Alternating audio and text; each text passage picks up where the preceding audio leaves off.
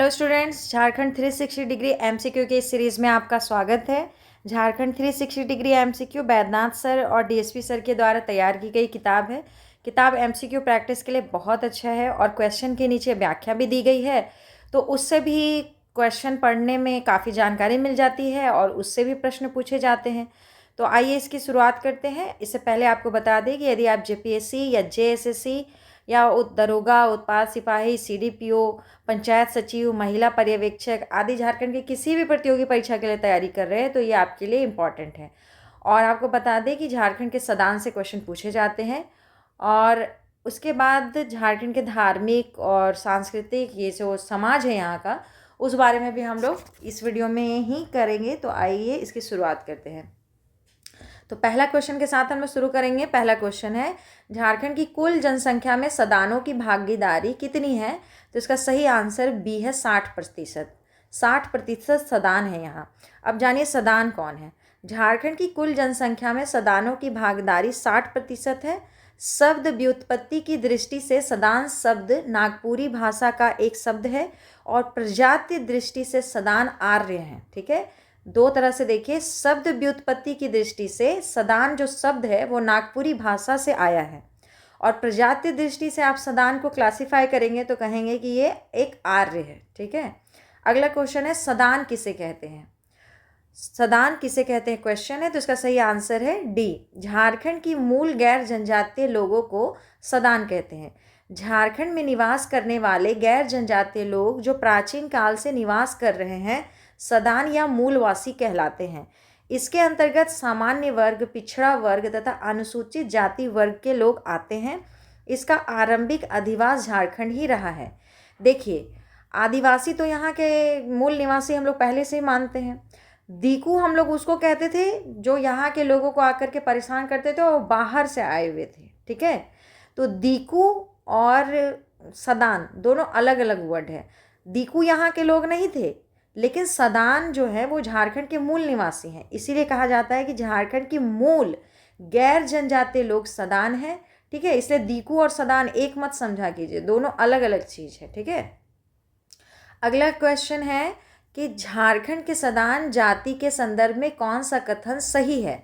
तो पहला है कि सदान जाति के संदर्भ में सर्वाधिक महत्वपूर्ण अनुसंधान डॉक्टर बीपी केसरी ने किया है, तो ये ठीक है। ठीक है, दूसरा है, सदान जाति के अनुसार सदान शब्द की उत्पत्ति सत्य, सत्य, सदमा, सदोम से हुई है, जिसका अर्थ है जो लोग घर में रहते हैं, जीवन के प्रति पवित्र दृष्टिकोण रखते हैं आदि। तो ये डेफिनेशन है। बहुत सारे जो भी आपके विचारक होते हैं उनके हिसाब से डेफिनेशन बनता है। तो कोई आपको सदोम का कोई और अर्थ बताएगा, कोई और अर्थ बताएगा, तो आप देख लेंगे कि इसके अनुसार से। ठीक है, तो इसका सही आंसर सी है। एक और दो दोनों, एक और दो दोनों स्टेटमेंट सही है। जब स्टेटमेंट सही हो तो आपका काम क्या है कि स्टेटमेंट को रुक करके ध्यान से पढ़ ले या फिर व्याख्या को ध्यान से सुने, क्योंकि जो स्टेटमेंट सही है उससे क्वेश्चन फिर कहीं और बनेगा। सदान जाति के संदर्भ में सर्वाधिक महत्वपूर्ण अनुसंधान डॉक्टर बीपी केसरी ने किया है। सदान जाति के अनुसार सदान शब्द की उत्पत्ति सत्य, सत्य, सदमा, सदोम से हुई है, जिसका अर्थ है जो लोग घर में रहते हैं, जीवन के प्रति पवित्र दृष्टिकोण रखते हैं आदि। ठीक है, अगला क्वेश्चन देखिए, झारखंड के सदान जाति के संदर्भ में कौन सा कथन सही है? तो देखिए, पहला है, सदान शब्द का शाब्दिक अर्थ है बैठना, निवास करना या विश्राम करना। ठीक है ये। दूसरा है, आग्नेय भाषा परिवार में मुंडारी हो संथाली में सदान सदोम शब्द से मिला है, जिसका अर्थ हाथी होता है।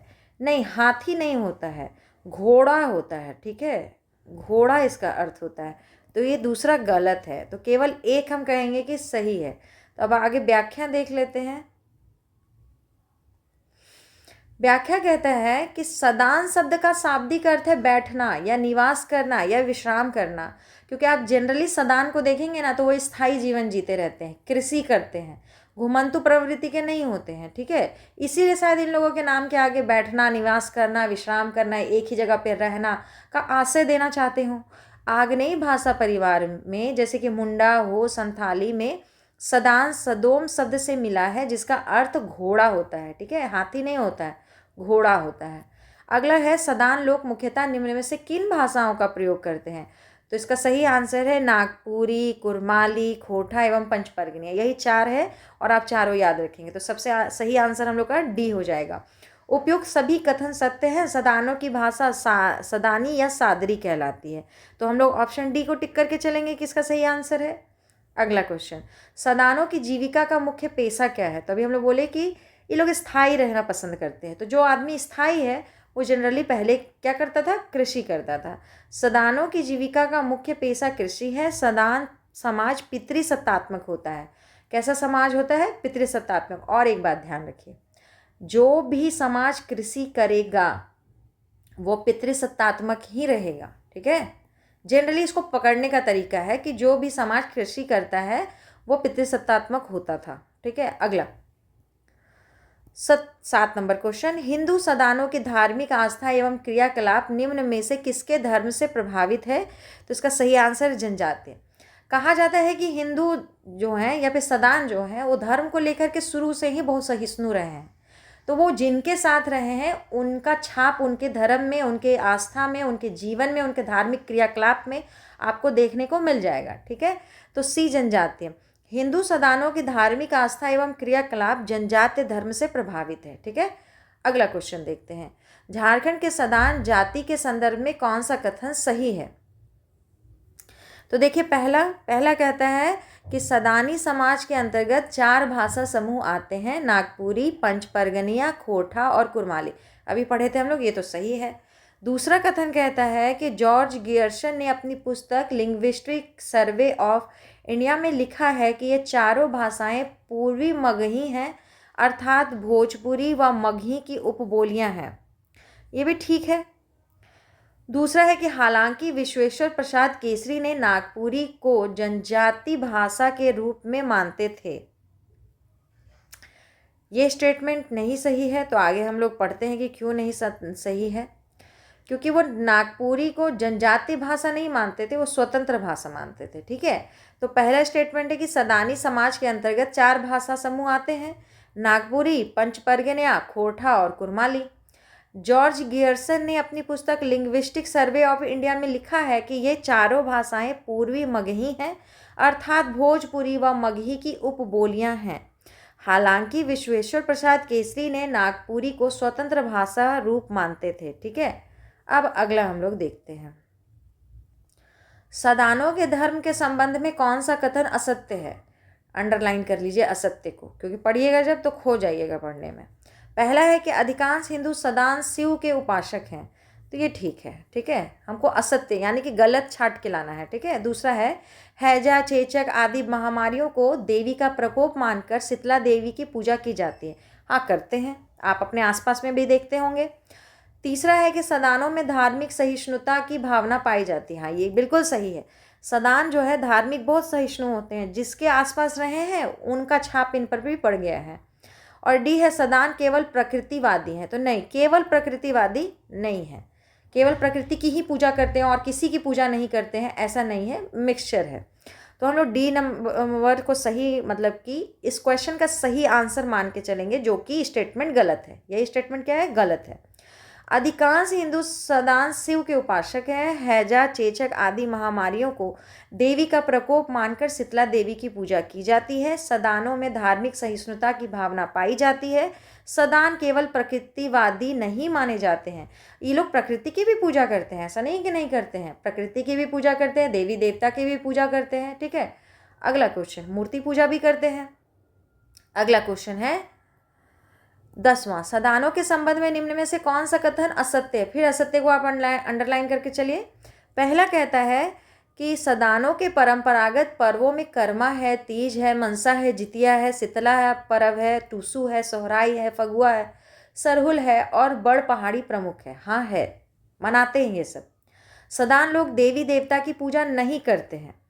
नहीं, गलत है। सदान देवी देवता की भी पूजा करते हैं, मूर्ति की भी पूजा करते हैं, पेड़ पौधे की भी पूजा करते हैं, सब पूजा करते हैं वो लोग। तीसरा है कि सदानों में सराक नामक एक छोटे क्षेत्र में अवस्थित जाति जैन धर्म से प्रभावित है। ये भी सही है। हम बोले ना, जहाँ रहेंगे लोग उसके आसपास में जो भी धर्म है उसका प्रभाव इन पर दिखेगा ही दिखेगा। तो ये स्टेटमेंट सही है, गलत नहीं है। और डी है कि जतरा मेला में रथ यात्रा, डायर यात्रा, राम रेखा मेला, टुसू मेला विशेष प्रसिद्ध है। तो ये भी सही है। तो ये सब कथन सही है, गलत एक ही कथन था बी, और हमसे पूछा था कि गलत बताइए, असत्य बताइए। तो सही आंसर कौन हो जाएगा? हम लोग टिक किसको लगाएंगे? हम लोग लगाएंगे टिक बी को। ठीक है, बी हम लोग का गलत है, गलत ही पूछा था। अगला क्वेश्चन है, सदानों के परंपरागत पर्वों में कर्मा, तीज, मनसा, जितिया, शीतला, टुसू, सोहराई, फगुआ, सरहुल और बड़ पहाड़ी प्रमुख हैं। जतरा मेला में रथ यात्रा, डायर यात्रा, राम रेखा मेला, टुसू मेला विशेष प्रसिद्ध है। सदानों में सराक नामक एक छोटे क्षेत्र में अवस्थित जाति जैन धर्म से प्रभावित है।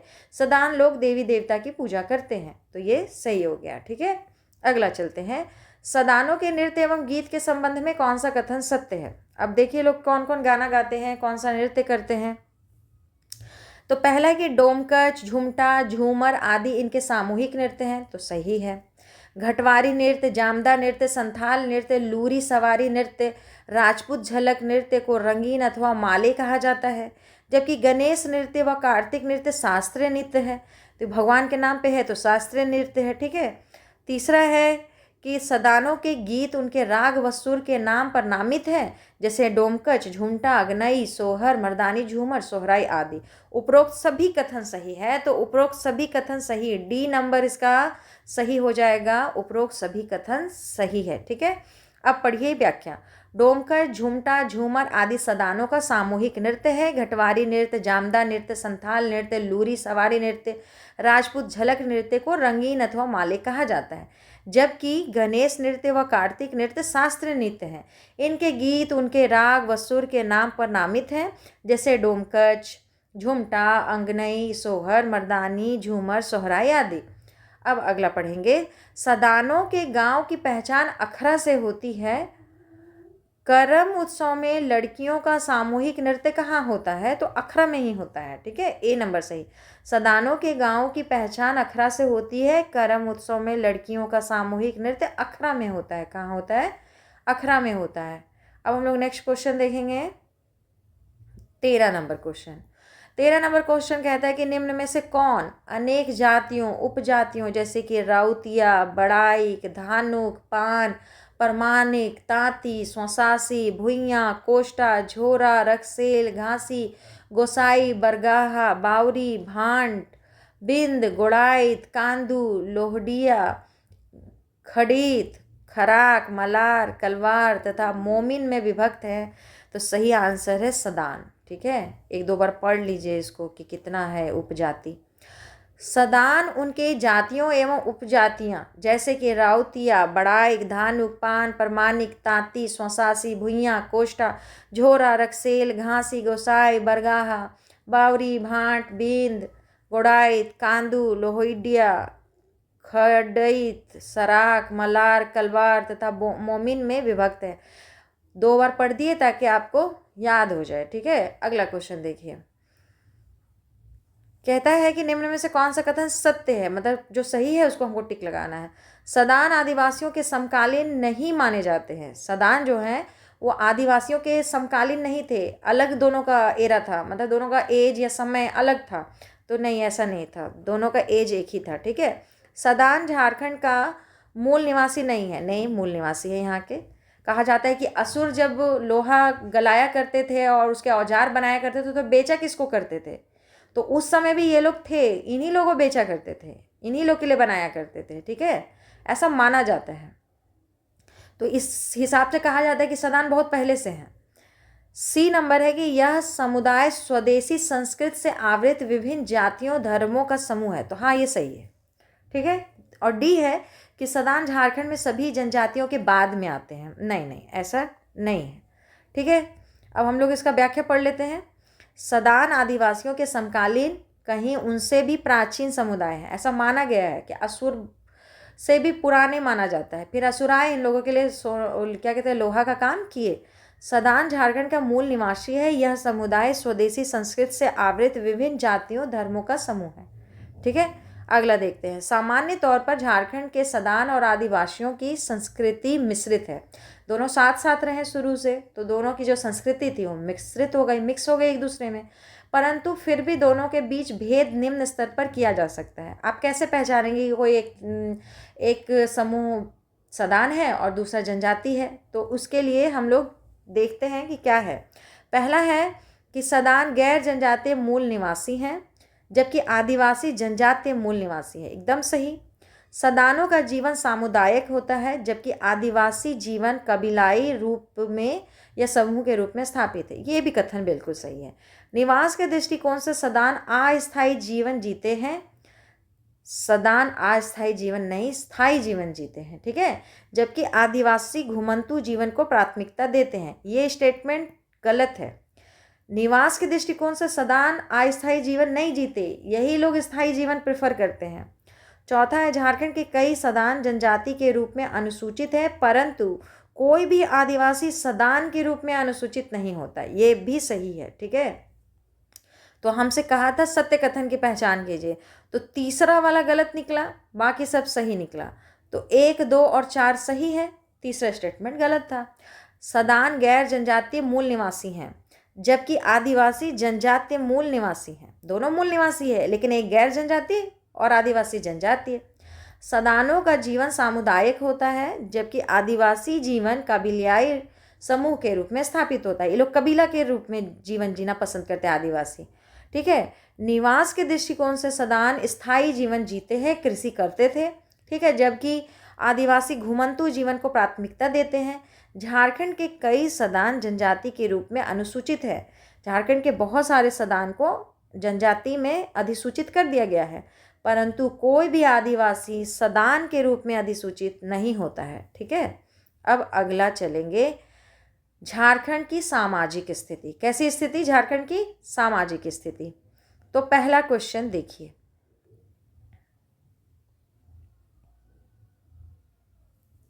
और पहला मिलान कीजिए। अगर एक भी मिलान कर लिए तो पकड़ लेंगे आंसर आप, ठीक है।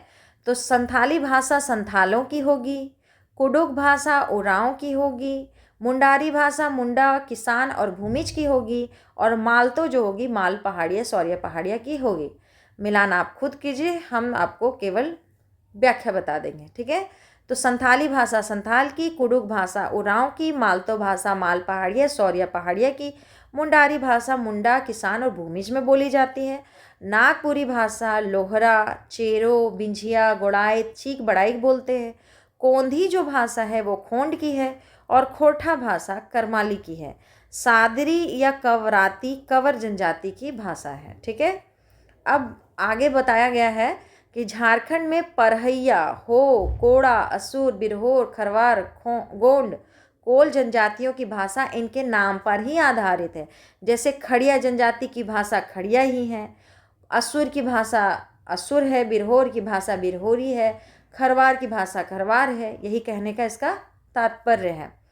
एक बार आप वीडियो पॉज करके 2 मिनट लगा करके इसको याद कर लिया कीजिए, ठीक है। अगला क्वेश्चन, दूसरा नंबर, झारखंड के संथाली भाषा परिचय के संदर्भ में कौन सा कथन सही है? अब सही बताइए, ठीक है। तो पहला स्टेटमेंट पढ़िए, झारखंड में सर्वाधिक बोले जाने वाली जनजातीय भाषा संथाली है। संथाली भाषा को होर रोड भाषा भी कहा जाता है, एकदम सही है। दूसरा है कि 92वें संविधान संशोधन 2003 के द्वारा इसे संविधान की 8वीं सूची के अंतर्गत क्षेत्रीय भाषा का दर्जा मिला था संथाली को। हाँ मिला था, एक यही भाषा तो है जो हम लोग के राज्य की भाषा जो 8वीं अनुसूची में दर्ज है, ठीक है। अगला है, संथाली भाषा के 2 रूप होते हैं, एक शुद्ध संथाली और दूसरी मिश्रित संथाली, ये भी ठीक है। चौथा है कि संथाली भाषा की लिपि ओलची की है, बिल्कुल सही, जिसका आविष्कार मयूरभंज जिले के निवासी रघुनाथ नृपति ने किया था। नहीं, ये तो गलती हो गया, रघुनाथ मुर्मू ने किया था। किन्होंने किया था? रघुनाथ मुर्मू। ये क्वेश्चन बड़े बहुत इंपॉर्टेंट है, अभी 100 साल पूरा कंप्लीट किए हैं लोग, तो जरूर पूछा जाएगा। फिर अगला क्वेश्चन है, नहीं इसी में आगे का स्टेटमेंट है कि काली कुमार सुमन को संथाली भाषा का भारतेंदु कहा जाता है। नहीं, ये भी गलत है, डोमन साहू समीर को कहते हैं ना। कुमार सुमन को कहाँ कहते हैं? काली कुमार सुमन को नहीं, डोमन साहू समीर को संथाली भाषा का भारतेंदु कहते हैं। कहा जाता है इनकी प्रमुख रचना संथाली प्रवेशिका है। तो ये तो बिल्कुल गलत है। एक स्टेटमेंट ने एक यहाँ गलती पाए हम लोग और एक यहाँ गलती पाए, है ना, 2 गलती है इसमें। तो आगे हम लोग पढ़ते हैं इसको, कुछ व्याख्या दिया होगा। कह रहा है कि बी सही है, 1, 2 और 3 स्टेटमेंट ठीक था, चौथा स्टेटमेंट गलत हो गया। संथाली भाषा की लिपि ओल चिकी है, जिसका आविष्कार मयूरभंज जिले के निवासी रघुनाथ मुर्मू ने किया था। सोचिए कितना छोटा सा मिस्टेक था। रघुनाथ नृपति, रघुनाथ मुर्मू, दोनों के बीच में हम लोग तो क्वेश्चन पढ़ेंगे तो ध्यान ही नहीं देंगे टाइटल पर, ने किया था। डोमन साहू समीर को संथाली भाषा का भारतेंदु कहा जाता है। इनकी प्रमुख रचना संथाली प्रवेशिका है। ठीक है, अगला क्वेश्चन देखिए। तीसरा नंबर क्वेश्चन कहता है कि झारखंड के मुंडारी भाषा क्षेत्र के संदर्भ में कौन सा कथन सही है। ठीक है, तो इसको पढ़िए। पहला कहता है कि हसद मुंडारी रांची और इसके इर्द गिर्द इसका प्रयोग होता है।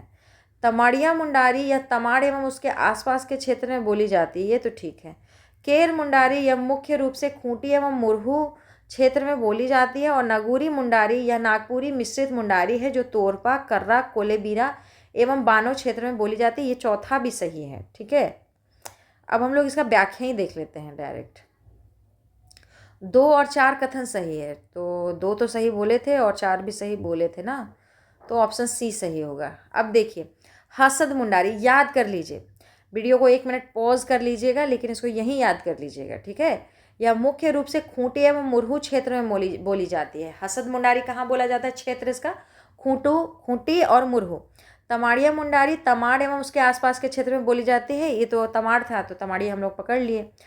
केर मुंडारी रांची और इसके इर्द गिर्द बोली जाती है, केर मुंडारी। और नगूरी मुंडारी या नागपुरी मिश्रित मुंडारी है, जो तोरपा, कर्रा, कोलेबीरा एवं बानों में बोली जाती है। ठीक है, तो सब इसको 1 मिनट पॉज कर लीजिए वीडियो को और याद कर लीजिए।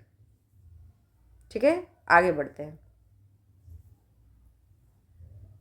झारखंड के खोरठा भाषा के संदर्भ में कौन सा कथन सही है? अभी खोरठा भाषा के लेकर के कौन कौन स्टेटमेंट सही है वो बताना है। पहला स्टेटमेंट कहता है कि खोरठा भाषा को प्राचीनतम ब्राह्मी लिपि से भी जोड़ा जाता है। नहीं, खरोष्ठी लिपि से जोड़ा जाता है, ब्राह्मी नहीं। फ्लो में पढ़ के गलत नहीं जाना है। ठीक, या मागधी प्राकृति से विकसित एक भाषा है, तो ये पहले यहाँ का स्टेटमेंट खरोष्ठी लिपि की वजह से गलत हो गया है। दूसरा है कि यह हजारीबाग, गिरिडीह, धनबाद, रांची जिले के उत्तरी भाग, संथाल परगना एवं पलामू के उत्तर पूर्वी भागों में बोली जाती है। देखिए, धनबाद रांची तक तो ठीक बोल दिया, लेकिन संथाल परगना में नहीं शायद बोली जाती है। इसलिए इस स्टेटमेंट के लिए हम रुकेंगे थोड़ा देर। तीसरा, खोरठा भाषा के अंतर्गत रामगढ़िया, देसावली, खटाही और खंटाई, खोटाही एवं गोलवारी बोलियां बोली जाती है। ये ठीक है, तो अब हम लोग इसका व्याख्या ही पहले देख लेते हैं। ठीक है, सी नंबर बोलता है इसका सही आंसर है 2 एवं 3। 2 और 3 सही है। अच्छा ठीक है, तो पहले व्याख्या ही देख लीजिए, आप व्याख्या से रट लीजिए, कन्फ्यूजन नहीं होगा, है ना। खोरठा भाषा को प्राचीनतम खरोष्ठी लिपि से भी जोड़ा जाता है। यह मागधी प्राकृति से विकसित एक भाषा है। यह हजारीबाग, गिरिडीह, धनबाद, रांची जिले के उत्तरी भाग, संथाल परगना एवं पलामू के उत्तरी पूर्वी भागों में बोली जाती है। ठीक है, बोली जाती है। सर लिखे हैं तो सही लिखे होंगे। खोरठा भाषा के अंतर्गत रामगढ़िया, देसवाली, खटाही, खंटाही, खोटाही एवं गोलवारी बोलियां बोली जाती हैं। ठीक है, तो व्याख्या ही रट लीजिए। ठीक है, अगला, झारखंड के पंच परगनिया एवं कुरमाली भाषा क्षेत्र के संदर्भ में कौन सा कथन सही है? ठीक है, तो पढ़िए इसको। पंच परगनिया यह मुख्य रूप से पंच परगना क्षेत्र, जिसके अंतर्गत तमाड़, बुंडू, राहे, सोना, हाथू एवं सिल्ली के क्षेत्र आते हैं, में बोली जाती है। दूसरा है कि कुरमाली यह भाषा रांची, हजारीबाग, गिरिडीह, धनबाद, पलामू प्रमंडल, संथाल परगना एवं सिंहभूम क्षेत्र में बोली जाती है। मूल रूप से कुर्मी जाति की भाषा होने के कारण इसका नाम कुरमाली पड़ा है। दूसरा स्टेटमेंट सही नहीं है, पहला स्टेटमेंट सही है। अच्छा, यहाँ नहीं बोली जाती थी। पंच परगनिया यह मुख्य रूप से पंच परगना क्षेत्र, जिसके अंतर्गत तमाड़ आता है, बुंडू, राहे, सोना, हाथू एवं सिल्ली, याद रखिए, पांचों क्षेत्र में बोली जाती हैं। कुरमाली के बारे में कह रहा है कि यह भाषा रांची, हजारीबाग, गिरिडीह, धनबाद, संथाल परगना एवं सिंहभूम क्षेत्र में बोली जाती है, किंतु पलामू प्रमंडल में कुरमाली भाषा का प्रयोग नहीं होता है। ये याद रखना पड़ेगा हम लोग को ना, कि कुरमाली भाषा पलामू प्रमंडल में इसका प्रयोग नहीं होता है। मूल रूप से कुर्मी जाति की भाषा होने के कारण इसका नाम कुरमाली पड़ा है। ठीक है, व्याख्या से इसको याद कर लीजिए, फिर कभी दिक्कत नहीं होगा। अगला है झारखंड के नागपुरी भाषा के संदर्भ में कौन सा कथन सही है। कौन सा कथन सही है? तो पहला है नागपुरी भाषा को झारखंड की संपर्क भाषा भी कहा जाता है तथा सामान्य रूप से यह संपूर्ण झारखंड में प्रचलित है। एकदम सही। दूसरा है नागपुरी भाषा को नागवंशी राजाओं की मातृभाषा होने का गौरव भी प्राप्त है। इसे सादरी या गंवारी के नाम से भी जाना जाता है। ये भी बिल्कुल सही है। तो 1 और 2 दोनों स्टेटमेंट सही है। व्याख्या देख लेते हैं। नागपुरी भाषा को झारखंड की संपर्क भाषा भी कहा जाता है तथा सामान्य रूप से यह संपूर्ण झारखंड में प्रचलित भी है। नागपुरी भाषा को नागवंशी राजाओं की मातृभाषा होने का गौरव भी प्राप्त है। इसे सादरी या गंवारी के नाम से भी जाना जाता है। अब हम लोग पढ़ेंगे विवाह पद्धति, शादी ब्याह कैसे होता है। ठीक ना। तो 7वां नंबर क्वेश्चन बोलता है कि झारखंड के जनजातियों के विवाह के संबंध में कौन सा कथन सत्य है। नहीं, सॉरी, असत्य है, यानी कि गलत कौन सा स्टेटमेंट है उसको पकड़िए। ये अपनी अपनी जातीय सीमाओं के अंदर विवाह करते हैं। हाँ, करते हैं। दूसरा है कि इनमें समान गोत्र में विवाह करना वर्जित है एवं यौन संबंधों का सख्त पाबंदी है। ये भी सही है। सेम गोत्र में शादी करना मना रहता है। एक ही गोत्र में शादी नहीं होना चाहिए, जिसको बोलते हैं समगोत्र विवाह, निषिद्ध है। ठीक है। अगला है कि इनमें विवाह रिश्तेदारों में करने की प्राथमिकता दी जाती है। नहीं, एक ही रिश्तेदार रहेंगे तो एक ही गोत्र रहेगा। जब एक ही गोत्र रहेगा तो एक गोत्र में तो शादी ही मना है, तो रिश्तेदार से शादी कैसे कर सकते हैं? नहीं कर सकते हैं। डी है बहिर्गोत्रीय विवाह प्रथा का अनुपालन करने के कारण ये गोत्र में विवाह नहीं करते। ये भी सही है। तो हमसे पूछा तो कौन था कि गलत बताइए, तो सी सही है। हम सी टिक लगाएंगे कि सी जो है वो गलत है। तो पढ़ के देखते हैं। ये अपनी अपनी जाति सीमाओं के अंदर विवाह करते हैं। इनमें समान गोत्र में विवाह करना वर्जित है एवं यौन संबंधों पर सख्त पाबंदी है। बहिर्गोत्रीय विवाह प्रथा का अनुपालन करने के कारण ये गोत्र में विवाह नहीं करते हैं। इनमें विवाह रिश्तेदारों में करने की प्राथमिकता नहीं दी जाती है, क्योंकि रिश्तेदार तो एक गोत्र के होते हैं। ठीक है। अगला है, फिर से बताइए असत्य कथन। ठीक है। जनजातीय परिवार प्रायः एक विवाही होता है। हाँ, ठीक है।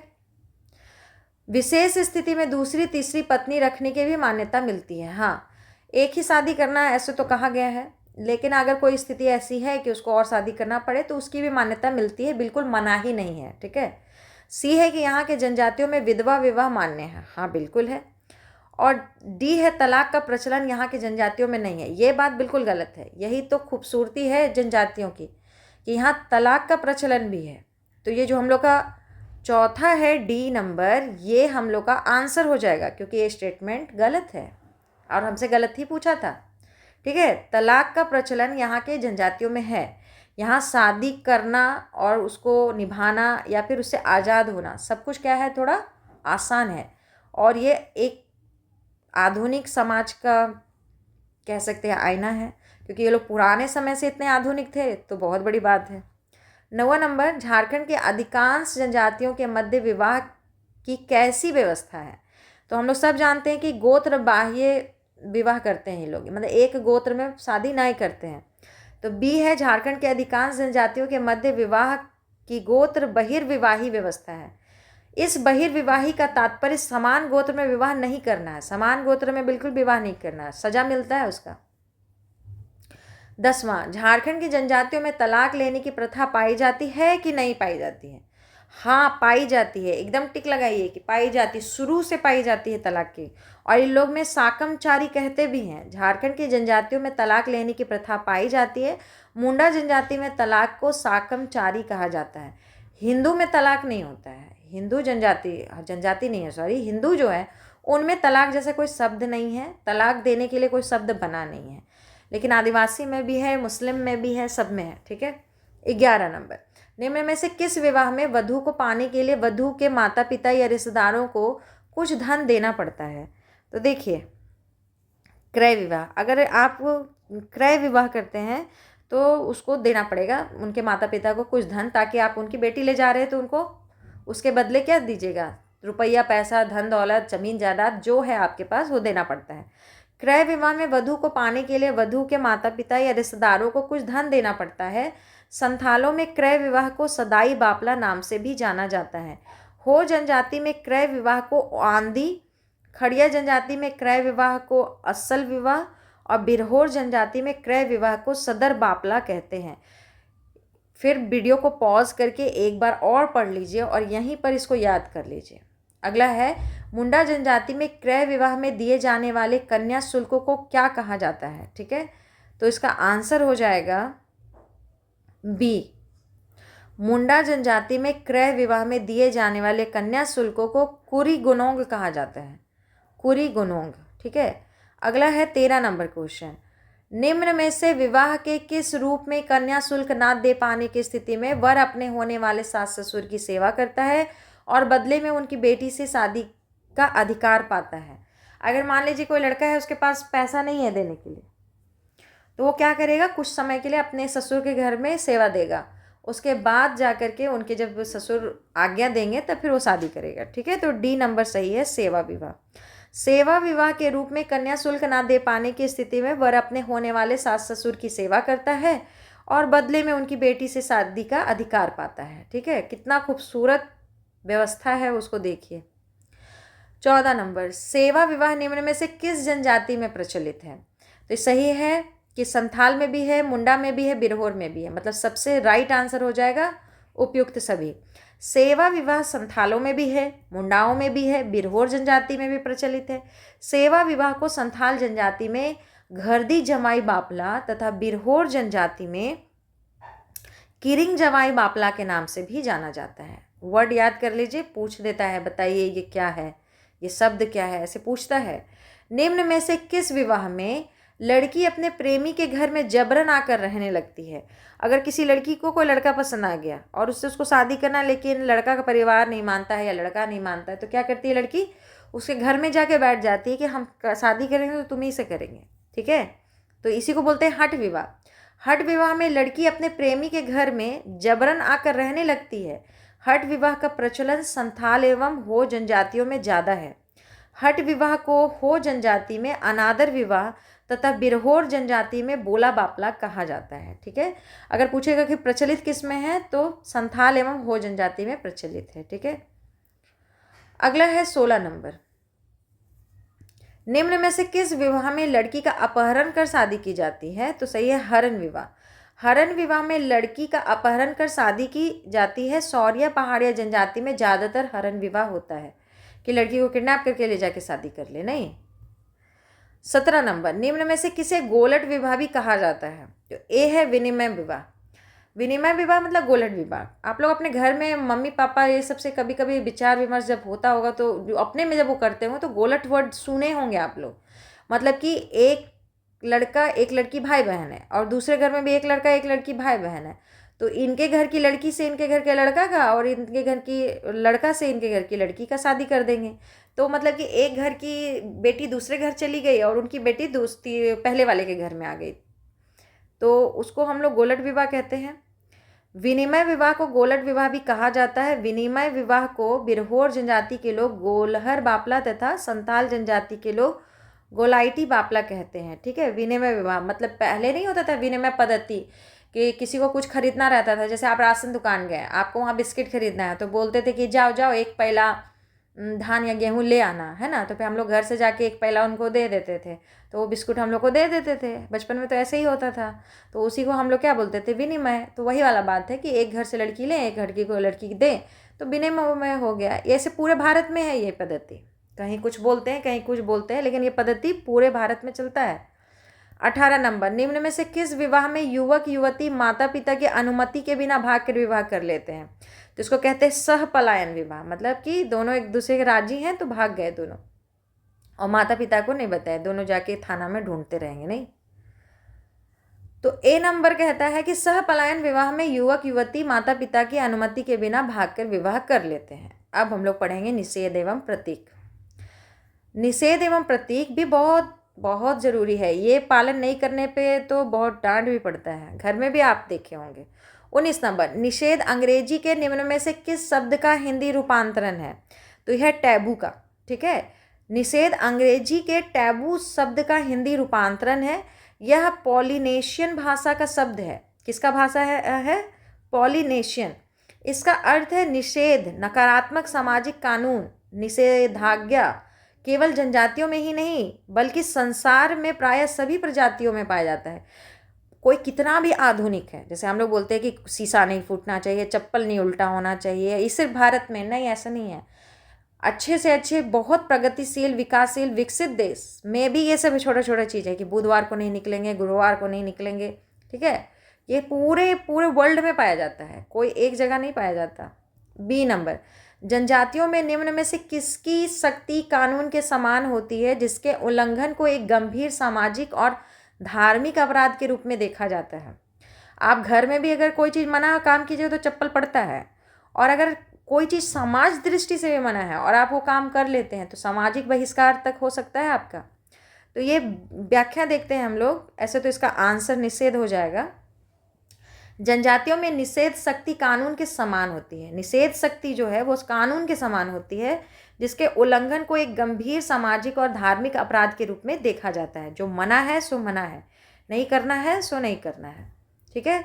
21 नंबर, झारखंड के जनजातीय परंपरा में निषेधाज्ञा मतलब जो मना है के संदर्भ में कौन सा कथन सही है? अब ध्यान से पढ़िए क्योंकि कौन कौन जनजाति में क्या मना है वो आपको अब पता चलेगा। पहला कहता है कि संथाल जनजाति की महिलाओं का मांझी थान में जाना मना है, बिल्कुल सही, याद रखिएगा। दूसरा है मुंडा जनजाति में महिलाएं धान नहीं बोती हैं, ये भी बिल्कुल सही है। मुंडा जनजाति में पुरुष ही धान बोते हैं, महिला नहीं बोती हैं। तीसरा है मुंडा जनजाति की महिलाओं को छप्पर पर चढ़ना या छारना मना है। हाँ, ये अपने घर के छप्पर पर नहीं चढ़ती।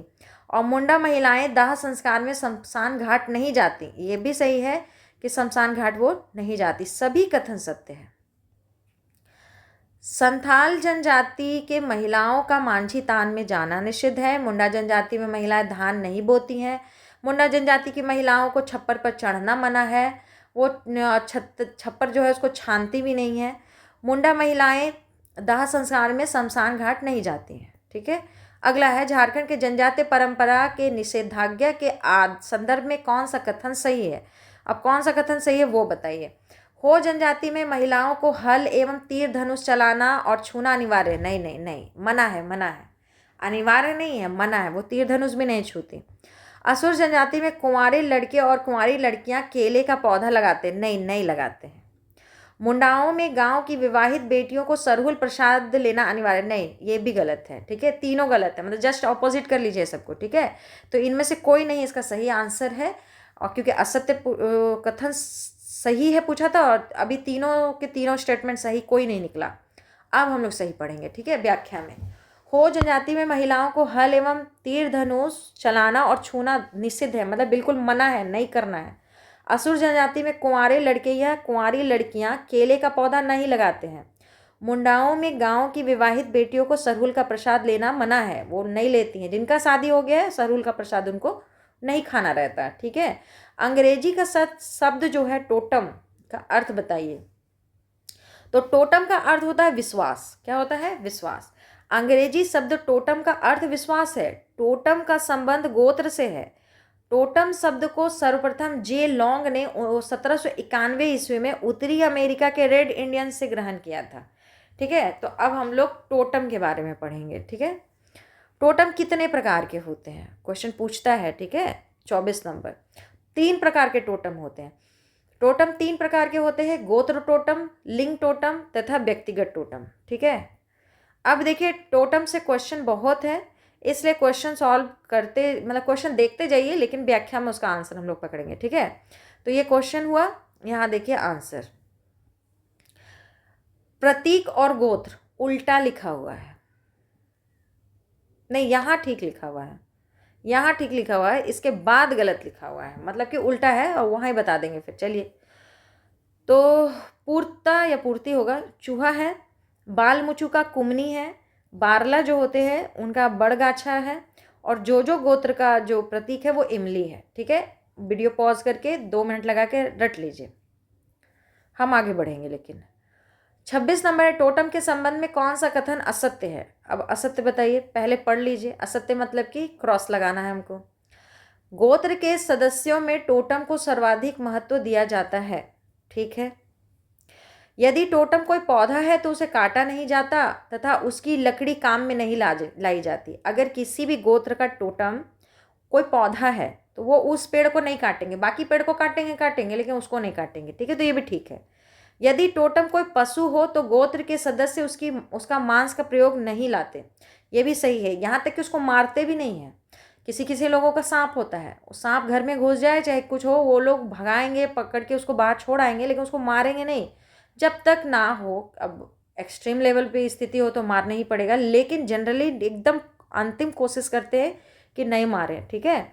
उरांव जनजाति में बाघ का मांस प्रयोग करना वर्जित है। नहीं, ये गलत है। ऐसे उरांव जनजाति में किसका मांस मना है? तो बंदर का मांस मना है, बाघ का नहीं। ठीक है, तो ये स्टेटमेंट गलत है। इसका मतलब कि हम लोग का आंसर भी यही है, डी नंबर। गोत्र के सदस्यों में टोटम को सर्वाधिक महत्व दिया जाता है। बिल्कुल सही। यदि टोटम कोई पौधा है तो उसे काटा नहीं जाता तथा उसकी लकड़ी जो है उसको काम में नहीं लाना है। यदि टोटम कोई पशु है तो गोत्र के सदस्य उसका मांस प्रयोग में नहीं लाते, उसको नहीं मारते। उरांव जनजाति में बंदर का मांस खाना या बंदर का मांस का प्रयोग करना बिल्कुल वर्जित माना जाता है। किसमें? उरांव में। ठीक है, अब अगला देखते हैं हम लोग। सब मिलान करना ही है, इसलिए हम लोग देखिए 27 नंबर क्वेश्चन को देखिए।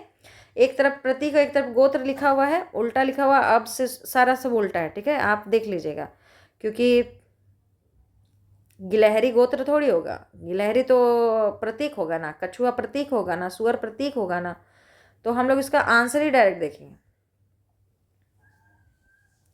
तो गोत्र इधर है और प्रतीक इधर है। तो बुटकोई का सुअर होगा, कच्छ का कछुआ होगा, चिखेल का गिलहरी होगा, मांगडू का नगाड़ा होगा और मेरोई का बकरी होगा। ठीक है, फिर इसी तरह से संथाल में पूछ रहा है। तो संथाल में पूछ रहा है कि मुर्मू का गोत्र चिन्ह क्या है?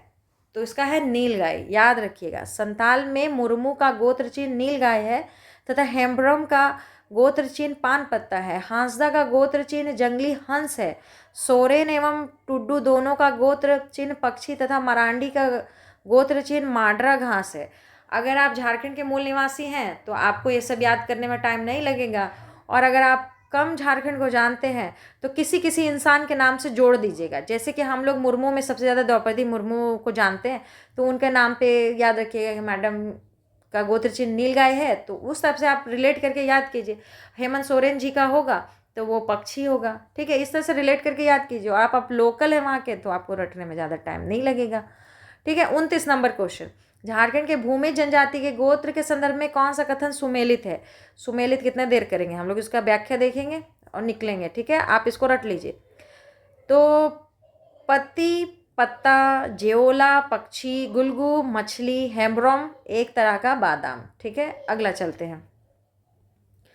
अगला फिर वही है, मिलान कीजिए। असुर जनजाति का गोत्र अब मिलान करना है आपको। ठीक है, तो असुर जनजाति का गोत्र जब हम लोग मिलान करेंगे तो यहाँ है कुछ याद कर लेने के लिए। बग का है मेंढक, केरकेट्टा का पक्षी, बघना का बाघ, आइद का मछली और बारवा का जंगली पशु। ठीक है, नेक्स्ट चलिए, बेसरा का गोत्र चिन्ह क्या है?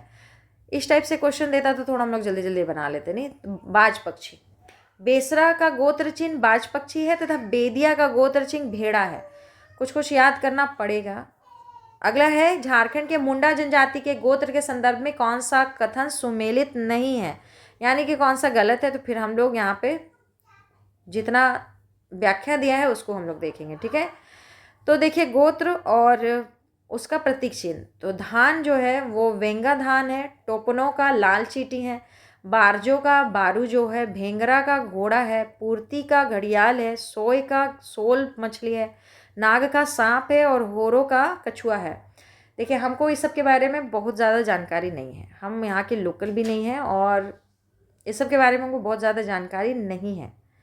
अगर इस बुक में कुछ भी ऐसा हो जो आपको लगता है कि नहीं, कि आपके हिसाब से गलत हो, तो प्लीज़ आप कमेंट बॉक्स में कमेंट कर दें ताकि हमको भी पता चले, क्योंकि हम इस सब के बारे में बहुत कम, मतलब कहे तो ना के बराबर जानते हैं। जो बुक में है मेरे लिए वही सत्य है।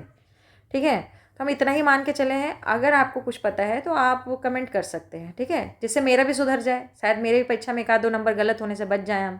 ठीक ना, क्योंकि हम भी स्टूडेंट हैं और मेरा भी मेन मकसद नंबर पाना ही है। ठीक, तो हम लोग यहाँ देखेंगे बोदरा का मोर है, मुंडू का विरनी, किरकट्टा पक्षी, हंसा का हंस और आइंद का मछली। ठीक है, अब 33 नंबर क्वेश्चन है कि बास्के का गोत्र चिन्ह क्या है।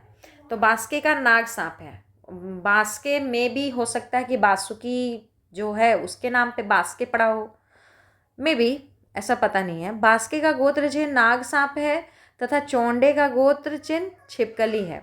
बासुकीनाथ था ना, बास्की क्या नाग का नाम था ना, सांप का बासुकी, उसी पर धीरे धीरे घिस गया होगा सब, तो बास्के आ गया, इसीलिए हम ऐसे याद किए। झारखंड के संथाल जनजाति के गोत्र के संदर्भ में कौन सा कथन सुमेलित है संथाल में। ठीक है, तो इसका आंसर देख लेते हैं कि टुड्डू जो है उसका पक्षी है, मरांडी का माडरा है, बेसरा का बाज पक्षी है, बेदिया जो है उसका भेड़ा है, बास्के अभी हम लोग नाग सांप देखे, चोंडे का छिपकली भी देखे थे, पौड़ैया का कबूतर। ठीक है, इसको रटना पड़ेगा और क्या कर सकते हैं। फिर है कि झारखंड के करमाली जनजाति के गोत्र के संदर्भ में कौन सा कथन सुमेलित नहीं है। तो फिर हम लोग सुमेलित करेंगे नहीं, यहाँ व्याख्या देखेंगे। फिर रटिए, कछुआर का कछुआ, कैथवार का पेड़, कैथवार तो ऐसे भी कैथा क्या होता है, पेड़ ही जैसा होता होगा। सोना द्रव्य है, बहुत बढ़िया, ये तो रटा जाएगा कि सोना 24 कैरेट में भी द्रव्य होता है। संडवार सांड, खलखोहार साल वृक्ष, करहर एक पेड़ है और तीर की चूहा। ठीक है, ये इनका प्रतीक चिन्ह है। अगला है झारखंड के उरांव जनजाति के गोत्र के संदर्भ में कौन सा कथन सुमेलित है। फिर हम लोग सुमेलित करेंगे नहीं, नीचे जाएंगे तो पढ़ेंगे कि लकड़ा जो है उनका बाघ है, एक्का कछुआ, खलखो मछली, मिंज मछली, तिरकी चूहा, कुजूर लतर, तिग्गा बंदर और किस्पोट्टा जंगली सुअर और टोप्पो का पक्षी। ठीक है, इसको रटना पड़ेगा। फिर है अगला, कच्छप का हम लोग कछुआ याद करेंगे, खाखा का कौवा याद करेंगे, किरकिट्टा का गौरैया पक्षी और बाड़ा का घास। फिर कह रहे 2 मिनट वीडियो को पॉज करके याद कर लीजिए यहीं के यहीं। ठीक है, अगला है डायन प्रथा, हम लोग का यहाँ का कुरीति है, इस पे सरकार कानून भी बनाई है, इसलिए हम लोग के लिए इम्पॉर्टेंट हो जाता, एक क्वेश्चन आ सकता है ऐसा मान के चलिए। ठीक है, 37 नंबर, निम्न में से कौन सा कथन सत्य है। झारखंड की प्रमुख परंपरागत कुरीतियों में से एक डायन प्रथा है। हाँ सही है।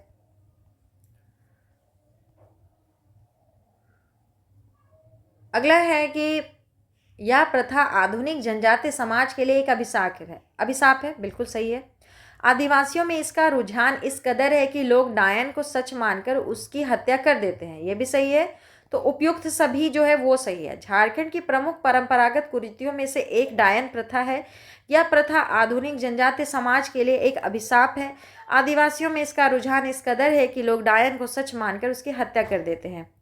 देखिए गलत तो बहुत हो जाता है, बहुत गलत लोग जो नहीं भी रहती हैं उनको भी मार दिया जाता है, ये बात है। फिर कोई आपसी समाज में खुन्नस निकालने के लिए भी झूठ में किसी को बदनाम कर देते हैं। लेकिन ये भी सच है कि कुछ महिलाएं होती थी पहले, अब होती हैं कि नहीं पता, लेकिन पहले तो होती थी, तो ऐसा करती थी। उनके चक्कर में जो नहीं करती हैं वो भी फंस जाती हैं। तो देखिए क्या कहा जाए इसके बारे में। 38, वास्तव में डायन प्रथा है, कहते हैं लोग कि हम लोग का ही मनोवैज्ञानिक रोग है। ठीक है, इसको कहा गया है कि लोगों का मनोवैज्ञानिक रोग है। ठीक, तो वास्तव में डायन प्रथा मनोवैज्ञानिक रोग है। डायन विद्या ग्रहण करने के दौरान सर्वप्रथम मंत्र का प्रयोग आत्मा को बुलाने और उसे वश में करने के लिए किया जाता है। मेरे को तो लगता है कि जो ये शिक्षा लेते हैं वो पहले मनोवैज्ञानिक रोगी हैं, फिर समाज उसको वो मानने वक्त मनोवैज्ञानिक रोगी है कि नहीं है। लेकिन जो इस टाइप का विद्या लेने चले जाते हैं सबसे पहले, तो वही सबसे पहला मनोवैज्ञानिक रोगी हैं कि किसी का बुरा करने के लिए आप पढ़ने जा रहे हैं, शिक्षा लेने जा रहे हैं, तो सबसे बड़ा तो दोषी यही है। अगला है, निम्न में से कौन सी प्रथा अपनी भयंकरता, अमानवीयता एवं संवेदन शून्यता के लिए जानी जाती है। तो है डायन प्रथा। डायन प्रथा अपनी भयंकरता, अमानवीयता एवं संवेदन शून्यता के लिए जानी जाती है। अंधविश्वास एवं परंपरा के अनुसार डायन एक प्रकार की तंत्र विद्या है। देखिए झारखंड में जादू टोना ये सब सीखा जाता था, लेकिन लोगों का भला करने के लिए सीखा जाता था, बुरा करने के लिए नहीं सीखा जाता था। अब ये सब अगर बुराई करने के लिए है तो बहुत गलत है। ठीक है, 40, मनोचिकित्सकों ने डायन प्रथा को क्या माना है? तो इसका सही आंसर है कि उपयुक्त सभी माना है, शंका माना है, अंधविश्वास माना है, मानसिक असंतुलन माना है। मनोचिकित्सकों ने डायन प्रथा को शंका, अंधविश्वास, मानसिक असंतुलन माना है। डायन प्रथा का मुख्य कारण अशिक्षा एवं अंधविश्वास है। ठीक है, अगला है कि एक शोध पर आधारित आंकड़ों के अनुसार झारखंड में प्रतिवर्ष लगभग कितने महिलाओं को डायन घोषित कर उन्हें अपने अपने तरीकों से सजा एवं दंड दे दिया जाता है? तो इसका सही आंसर है 1231। ठीक है, बहुत बड़ा नंबर है, ये छोटा नंबर नहीं है, बहुत बड़ा नंबर है। अब इतनी तो नहीं होती होंगी, किसी को शक के बुनियाद पर, किसी को बदनाम करने के बुनियाद पर इस सब काम किया जाता है। एक शोध पर आधारित आंकड़ों के अनुसार प्रतिवर्ष लगभग 1231 महिलाओं को डायन घोषित कर उन्हें अपने अपने तरीकों से सजा एवं दंड दिया जाता है, जो कि बहुत गलत है। ठीक है, अगला है, डायन कुरी सीखने हेतु किस दिन को शुभ माना जाता है? तो अमावस्या को। सब गलत काम इसी दिन होता है। डायन को इंगित सोखा करता है, डायन को इंगित सोखा करता है, जिसे ओझा या गुनी भी कहते हैं। परंपरा अनुसार डायन कुरी सीखने हेतु अमावस्या का दिन को शुभ माना जाता है। चलिए ये सब जल्दी खत्म हो पढ़ करके। 43 नंबर, डायन प्रथा प्रतिषेध विधेयक 2001 के अनुसार किसी को डायन करार देने पर कितनी माह की सजा होती है?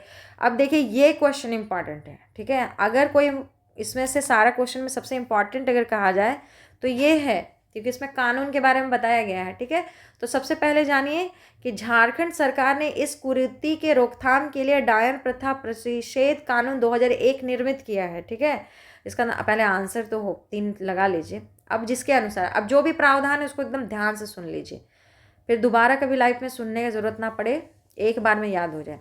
किसी व्यक्ति द्वारा किसी महिला को डायन करार देने पर 3 माह की सजा हो सकती है। अगर कोई आदमी किसी महिला को डायन कह करके उसको समाज में अपमानित कर रहा है तो उसको 3 महीने का सजा होगा। दूसरा, डायन कहकर किसी महिला को बदनाम करने में दुष्प्रचार करने के लिए दोषी व्यक्ति को 3 माह की सजा एवं 1000 रुपये जुर्माना हो सकता है। अगर वो सब जगह सबको कहते चल रहा है तो, और उसका नाम बदनाम सब जगह कर रहा है, तो 3 महीना का सजा भी होगा और 1000 रुपया भी लगेगा। किसी महिला को डायन कहकर प्रताड़ित करने पर दोषी व्यक्ति को 1.5 माह की सजा या 2000 रुपये का जुर्माना या दोनों दंड हो सकता है। अजीब सा नियम नहीं है? जब केवल करार दे रहे तो 3 और कह करके मार पीट रहे, प्रताड़ित कर रहे तो 1.5 माह का। अब सरकार भी रूल बनाई है, क्या रूल बनाई है? मतलब कि आप किसी को जा करके मारने पीटने लगते हो तो आप 15 दिन का सजा कम कर दिया है आपका। 1.5 माह को 1.5 साल कर देता है तो ना अच्छा रहता है, 1.5 माह किस हिसाब से कर दिया है? इस कानून के अनुसार किसी महिला को डायन कहना एक सामाजिक अपराध है। चलिए ये तो हम ठीक मानते हैं, ठीक है कि ये सामाजिक अपराध है, लेकिन हमको ये 2 रूल में ना बड़ा कन्फ्यूज़न हो रहा है। आप कोई कमेंट करके बताइएगा कि कोई महिला को आप कहते हैं कि वो डायन है तो 3 माह का सज़ा, और उसको डायन कहकर प्रताड़ित करते हैं तो 1.5 माह का सज़ा या 2000 रुपया। 2000 रुपये भी बड़ा नहीं है, चलिए तो ठीक है, लेकिन 1.5 माह वाला बात नहीं अच्छा लगा हमको। आगे चलते हैं और इसके बारे में आप जानेंगे तो ज़रूर बताएंगे। 44 नंबर, डायन प्रथा प्रतिषेध विधेयक 2001 के संबंध में कौन सा कथन सत्य है? ठीक है, तो कौन सा कथन सत्य है वो बताइए। डायन कहकर किसी महिला को बदनाम करने एवं दुष्प्रचार करने के लिए दोषी व्यक्ति को 6 माह की सजा या 2000 रुपये जुर्माना हो सकता है। नहीं, अभी पढ़े थे, 3 माह का ही सजा है ना। और किसी महिला को डायन कहकर प्रताड़ित करने पर दोषी को 1.5 माह की सजा या 4000, नहीं 2000, अभी पढ़े ना जस्ट हम लोग, 2000 रुपये का जुर्माना या दोनों दंड हो सकता है। और सी है, डायन कहना एक सामाजिक अपराध है, तो ये भी सही है, ये भी सही है। 2 तो गलत हो गया हम लोग को, और सत्य पूछा था।